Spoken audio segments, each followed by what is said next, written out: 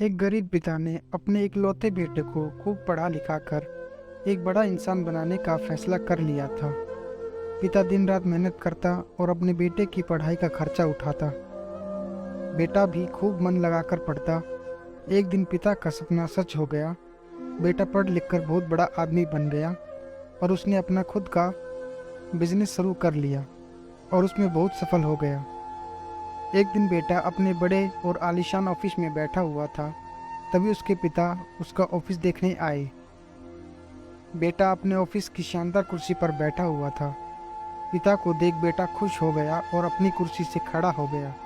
पिता ने बेटे को कुर्सी पर बिठाया और बेटे के पीछे खड़ा हो गया और उसके कंधों पर अपना हाथ रखते हुए कहा, बेटा, तुम्हें पता है कि आज इस दुनिया में सबसे शक्तिशाली इंसान का एहसास किसे होता होगा? पिता आगे कुछ और बोल पाते, तभी बेटे ने कहा, पिताजी, मैं हूँ सबसे शक्तिशाली इंसान।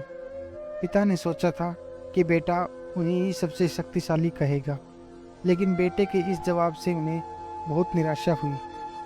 ठीक कहा बेटा, इतना कहते ही पिता बेटे के ऑफिस से जाने लगे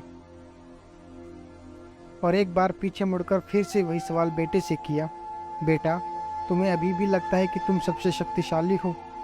बेटे ने कहा, नहीं पिताजी, इस दुनिया में अगर कोई भी सबसे शक्तिशाली है तो वो आप हैं। लेकिन अभी तो तुमने कहा था कि तुम सबसे शक्तिशाली हो। पिता ने फिर से पूछा।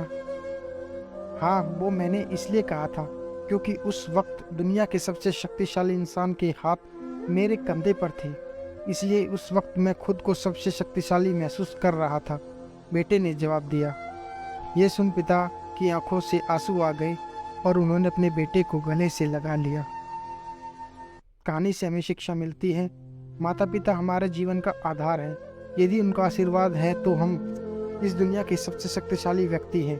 अपने माता पिता के आशीर्वाद के बिना हम कुछ भी नहीं हैं। इसलिए हमेशा अपने माता पिता की आज्ञा का पालन करें और उनके दिए हुए सुझाव को गंभीरता से लें।